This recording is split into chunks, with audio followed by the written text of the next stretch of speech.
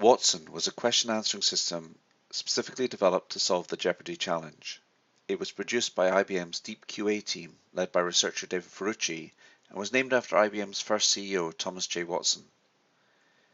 Development of Watson started in 2005, and 6 years later they were successful in beating two existing Jeopardy champions, Brad Rutter and Ken Jennings. Watson was partially built on earlier work on the Piquant question answering system. Most people are familiar with the Jeopardy game show, where contestants compete to answer general knowledge trivia questions. A conceit of the show is that the questions are phrased as answers, and the contestants must therefore phrase their responses in the form of a question. Questions are grouped into categories, and contestants get to choose both a category and a difficulty level represented by a prize in dollars. Each question typically provides a number of clues that, taken together, identify some named entity, such as a company, person, TV show, or country. Contestants can choose whether to buzz in on each question, and in some rounds can choose how much of their winnings so far to wager on the next question. The challenge facing the IBM Watson system was to play the Jeopardy contest against two human players. According to the rules, it had to be self-contained, not using outside resources such as a web search. It had to answer questions within a few seconds in order to be able to buzz in before the human contestants.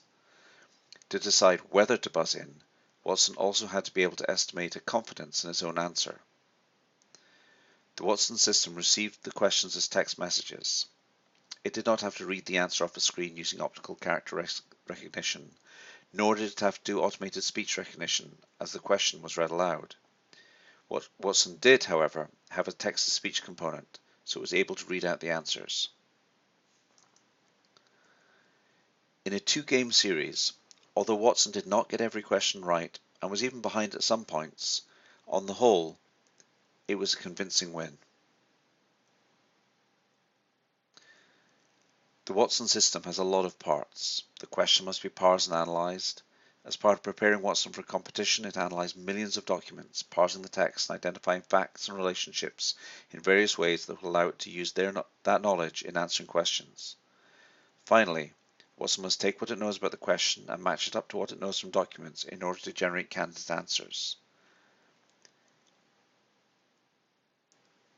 I'm going to go over the first three very quickly and then drill into the last, which is how it picked the right candidate answer from the set it had generated. There is a lot to Watson's question analysis, but here's a number of things that stand out.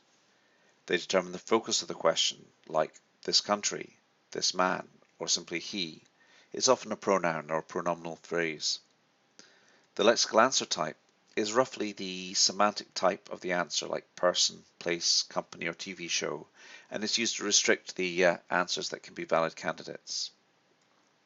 The question class is one of a set of classes identified by the Deep QA team, such as definition, abbreviation, puzzle, or etymology. Q sections are additional restrictions like 10-letter word or starts with new, or when a question contains subqueries.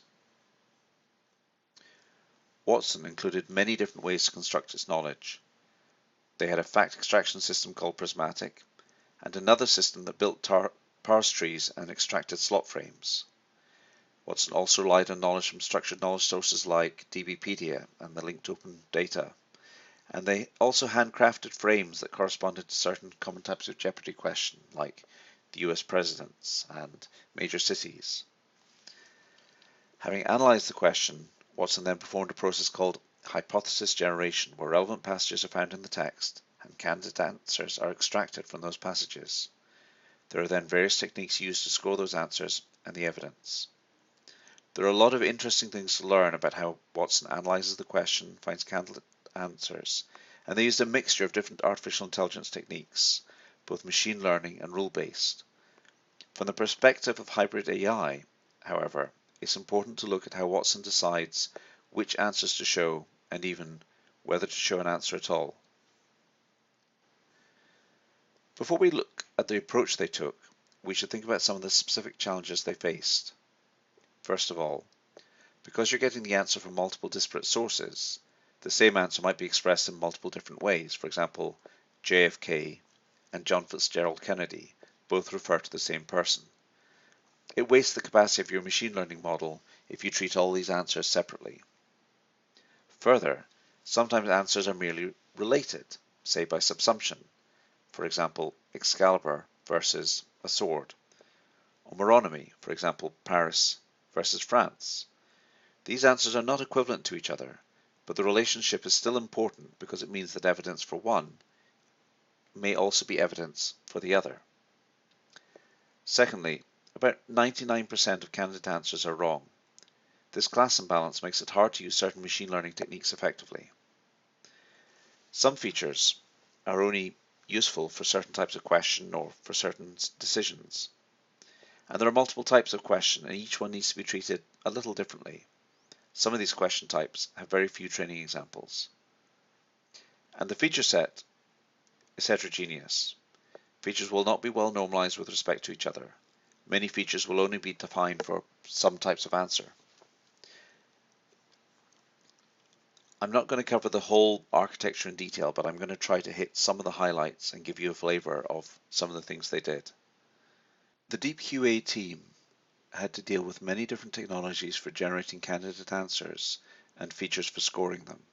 Some of these were based on machine learning, and others were based on hand-coded knowledge, rules, and parsers. They decided that there were a number of things they needed to make this project successful. A common data format. This meant that they could harness together those different technologies into one system without a lot of special cases for handling the different implementations. A flexible system for configuring the pipeline. They developed a domain-specific language for describing the steps in the pipeline and how they transformed the answers and features, which meant they could change the architecture by changing this configuration file. They decided that the machine learning system had to be simple, robust, and fast to train. This last made it possible to determine the contribution of each answer module or feature by training without it and then measuring the drop in score. A few words about the training data they used. They had a collection of 25,000 questions from the Jeopardy TV show, and for each question they had a couple of hundred annotated answers. They developed hundreds of features. Some of these features are based on the answer or the evidence for the answer, such as a passage of text. Others give information about the question, such as its lexical answer type or the question type. They go to some trouble to merge duplicate answers, such as JFK and John Fitzgerald Kennedy, and to link related answers like Paris and France. And they have a number of techniques for doing this. They use knowledge of English morphology to collapse inflections onto the base form. They have patterns to relate, say, a first name last name pair with a plain last name, or the name of a city with and without being followed by its country or state. They have knowledge that's extracted from a variety of semi-structured information sources such as Wikipedia. When merging two answers, it's also necessary to merge their feature values. In many cases, it's sufficient simply to take the highest value, but sometimes multiple sources of evidence should reinforce each other. Watson therefore supports feature-specific merging rules. And when merging answers that are different forms, it's necessary to select one of those forms to be the one that's given as the final answer. They usually take the one that ranks most highly. In the case where two different answers were merged incorrectly, for example, if they merged JFK with JFK Airport, then reporting the higher-ranked form will tend to conceal the error. Here's an example of answer merging. The question was about Arthurian legend, and Watson initially answered sword, which is not wrong, but is too vague to be a correct answer. As part of the Jeopardy rules, in this case, the host will say more specific. The Watson team programmed for this case and were able to fall back on a second answer, Excalibur, to win the point. The model that they picked was a very simple one of logistic regression. This roughly means that they take a weighted average of all their feature scores, so the only parameters they have to learn is the weight for each feature. They tried all sorts of other possible models, including SVM, decision trees, and neural networks, but they found that they got the best results with a simpler model. They also included regularization, which is a way to reduce overfitting and produce a model that will match new data better. They actually had multiple stages of logistic regression in the system. They first had a step where they discarded the implausible or junk answers, keeping the top 100. They then had a step that discriminated more finely between the plausible answers, keeping the top 5. The second step, of course, can use the first step as an additional feature. We said earlier that their features were unnormalized and often missing. Rather than doing global normalization on features, where you examine how they score across all the millions of questions, they instead normalized each feature within the query for all the answers to that query. This normalization step must be repeated when answers are filtered out or merged. And missing features are handled in the usual way by adding an additional feature that indicates whether the feature is present or missing. This is sometimes called a dummy feature. Finally, to adjust for the class imbalance, the negative cases got only half weight. They also identified a number of important question classes such as puzzle, multiple choice, date, and number. By classifying the query type, they were able to train a separate classifier for each type. Some types of query, such as final Jeopardy, etymology, and translation, are very rare and are therefore hard to train in isolation. To counter this, those question types are only separated in later stages, and they use transfer learning to boost the ability of the system to train for those. Finally, some questions required a multi-part answer, which they formed by picking out the top n answers instead of just one. I said earlier that they had 550 features, and you double that with local normalization. That's not many features if you have a lot of training data, but they found they had few training questions for some particular question type, so they had to be more selective. The simple-minded approach to feature selection is simply to measure how good each feature is by itself and then pick the best ones until you have enough. This doesn't work well if the features are not independent, because you might end up picking a group of features that all tell you the same thing. Instead, they use the feature selection facilities in the Weka software library, tweaking it to ensure that they get one feature for every 10 training cases. That's the rule of thumb they used. We talked earlier about how Watson merges duplicate answers and establishes links between related answers. The latter, related answer links, is also used for evidence diffusion. This is where support for one answer is taken to also be support for a second answer. This is especially useful in the cases where the first answer would be ranked highly but does not meet the answer type of the question, and the second answer is lower ranked but does meet the answer type. The two answers need to have a semantic link of an appropriate type and direction specific to the type of question being asked. Here's an example of evidence diffusion. This question calls for a country as an answer. Watson found that the airport in the question is strongly linked to the city of Pyongyang, but found only weak links to the country of North Korea. Watson was able to use its background knowledge that Pyongyang is located in North Korea to boost the rank of the correct answer.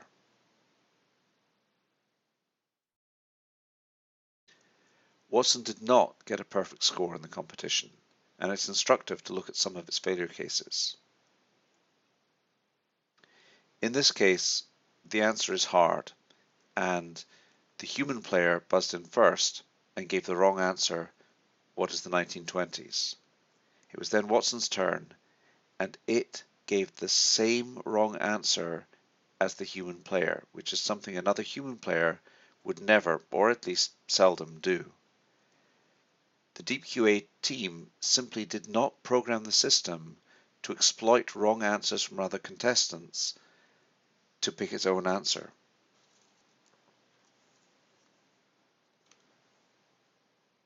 Here's another example.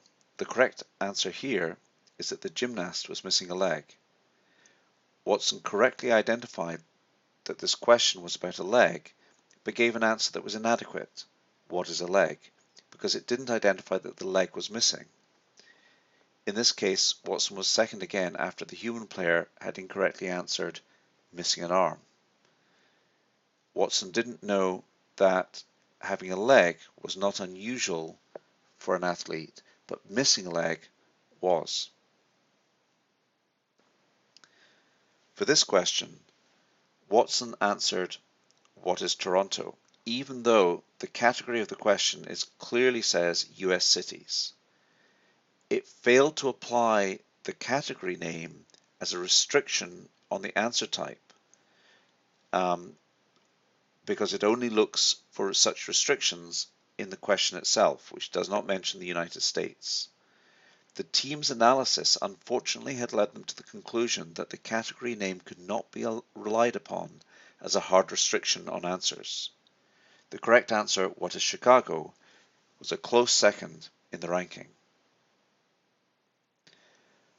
There are a lot more details of the Deep QA system, Watson, that we haven't covered, but this should give a general flavour of how it all fits together.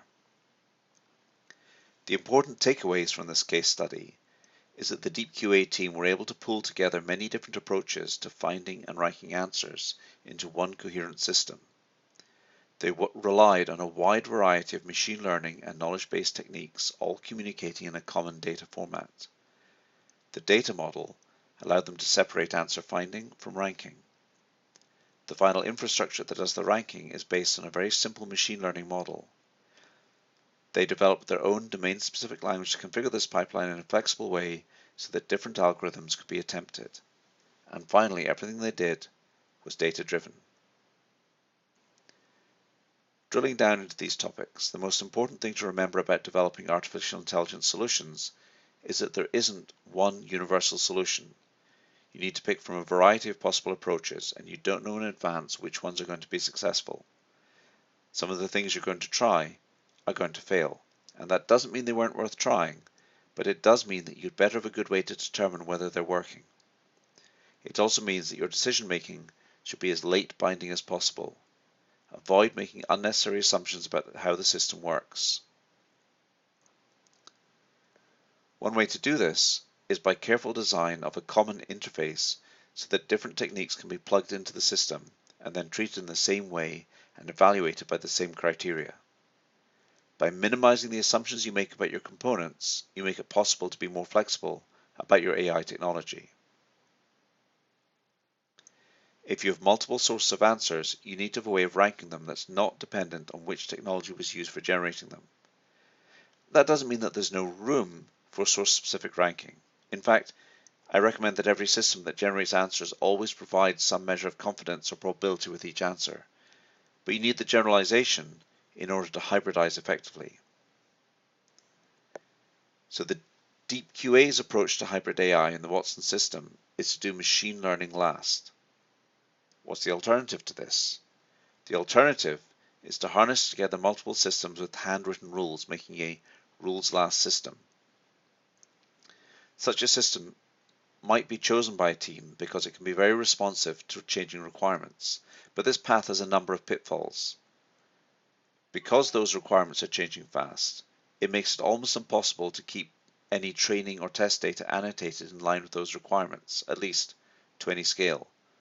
Instead, the rules try to end up trying to correct the areas where the machine learning models have become inapplicable. This means that as the rules are developed over time, their complexity grows without bound and the quality of results will degrade. Another reason why people choose a rules last approach is because machine learning solutions are optimized for statistically good results, but they cannot generally guarantee that specific test cases will pass. Further, the set of test cases that pass will tend to change every time the system is retrained, so you might get different correct answers every day, even if your scores remain about the same. This is inconvenient for people who have to give demos, and it's distressing for people who are trying to write QA test cases. My advice for QA is that when your problem domain is that you're trying to make a computer behave like a human, then any test set with a 100% pass rate is going to end up fooling you about the quality of the system. With a 100% pass rate, any change to the system will be detected as either no difference or a regression. The only way your results can possibly go is down. In this way, random variations and statistical improvements can easily make your score fall. Instead, you should start off with a test set where you fail half the cases and check that each release scores better than the last. I like to call these aspirational tests. So Watson's architecture relies on logistic regression, which is one of the simplest possible machine learning models. In general, whenever you start a machine learning project, you should always begin by training a simple model. This will tell you whether your problem domain is tractable, and it will set a baseline that will inform your evaluation of any complex models you develop. If you find that the simple model has adequate performance to meet your requirements, then you're in luck and you just save yourself a lot of trouble. The more complex the model, the harder it is to retrain, so it's usually better to isolate deep models upstream and use a simple model downstream that can provide rapid turnaround as the behavior of other components changes. A big problem with complex machine learning solutions is that they tend to lack explainability. Explainability is where a human can readily determine why the AI system came up with one answer rather than another. Not only is this important for debugging an AI system in development, but it's also key to being able to trust an AI system in the field. For example, consider an AI system that's helping a doctor to diagnose illnesses. He wants to know why it came up with the conclusions it came up with. Now, while there are some interesting techniques available for inducing explanations from a complex ML system, in general, only the simplest of ML models can be explained directly. Another thing that's important to know is what contribution is being made by each component. Is it worth the time it takes to run? Did it get better or worse than the last week? There's a technique called dropout analysis, which essentially asks the question, how much worse would the results be if we didn't have this component? It does this in the obvious way by retraining the model without that component. With hundreds of components, dropout analysis is only feasible when your training cycle is very fast, which means you have to be using a simple model. Part of the success of the Deep QA system comes from the fact that they put a lot of effort into developing a domain-specific language that configures the architecture. Now, an effective configuration language could be as simple as a JSON file or an XML file, but the important point here is that you're externalizing as much of your system's configuration as you possibly can. In all my years of software development, I can't recall ever hearing someone complain that the software was too configurable or too easy to change. This externalized configuration allows you to make and change decisions later, and it also makes it cheap to experiment with alternative approaches. Finally, everything they did was data-driven. They had a clear understanding of the problem they had to solve, and this was closely aligned to the test data they used to evaluate system performance. This allowed clear communication between the various teams. It also meant they had a consistent story about how well the system as a whole performs and how well each component within it is performing. In contrast, there are a few pitfalls that I've seen artificial intelligence teams fall into. One is to develop multiple competing metrics, so there's no agreement about whether a system is working well. This is sometimes referred to as KPI conflict, where they have different key performance indicators that are saying different things.